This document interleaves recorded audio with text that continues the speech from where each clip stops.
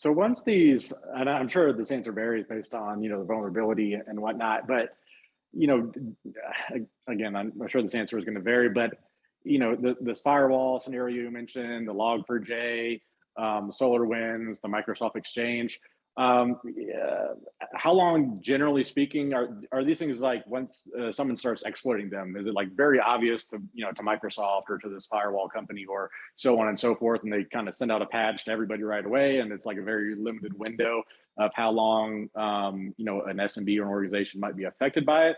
Or, can these timelines on these things vary so long that, they could be, without the proper tools or team in place, of course, an organization could be being exploited for some amount of time, even before like the parent company that can release the patch even realizes what's happening and then, dedicates time to fixing it.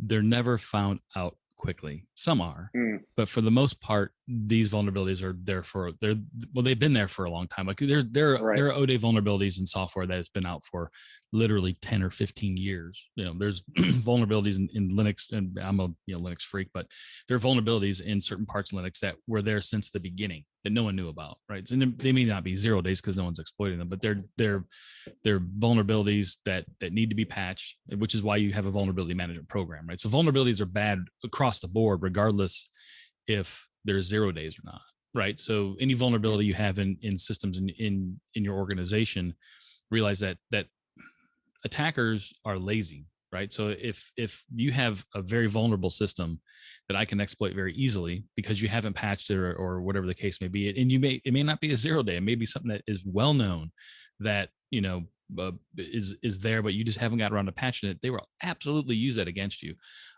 But some of these vulnerabilities, again, they could have been around for years and years and years, and unless you've detected them, I'll realize let's look at SolarWinds, right? So there's some timelines of how long. So how did SolarWinds get caught? They got caught not because they were in governments or NASA or places like that. They got caught because they were inside FireEye, which is a very sophisticated cybersecurity company, and someone registered 2 phones. That's how they figured it out, right? Like something odd's going on. So when they can sit in organizations like that, and again, they're waiting to make a mistake happens, and that's how they got caught, and that's what kind of brought down the whole house of cards. Most companies don't have a prayer in trying to figure out how long they've been in those systems, right? So, and that's part of what our job as security practitioners need to do, right? We need to be able to share that data, be able to get those IOCs, those indicators of compromise around those vulnerabilities out and published, and as widespread as possible, as fast as possible. That's the only way we can win, right? Everybody tries to, tries to, keep their hands around as much data. I found this, and I'm going to try to monetize that. And again, there's nothing wrong with making money in cybersecurity and helping people, but we're not going to win the war by hoarding and trying to keep secret things that should be published. And that's one of the good things that Google Project Zero does. They publish. I mean, there's a very strict regiment to what they do. When they find a vulnerability, they'll contact the manufacturers. There's so many days they have to respond.